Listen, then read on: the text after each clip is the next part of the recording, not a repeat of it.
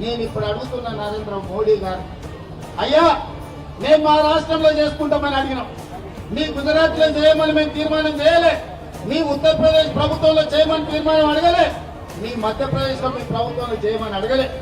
మా తెలంగాణలో మా 4 కోట్ల ప్రజలల్లా మా బలైన వర్గాల సోదరులకు 42% రిజర్వేషన్లు ఇస్తాం, మేము మాకు అనుమతి ఇవ్వండి అని మేము తీర్మానం చేస్తే నరేంద్ర మోడీ గారు మీకు వచ్చిన కష్టమైంది అని నేను అడుగుతున్నా.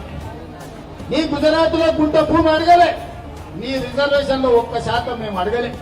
మేము మా తెలంగాణలో మా పిల్లల చదువులకు, మా పిల్లల ఉద్యోగాలకు, మా సోదరుల రాజకీయ అవకాశాల కోసం ఇవాళ మేము 42% రిజర్వేషన్ ఇస్తామని మా ప్రజలు ఎన్నుకున్న శాసనసభలో ఇవాళ మేము తీర్మానం చేసినాం.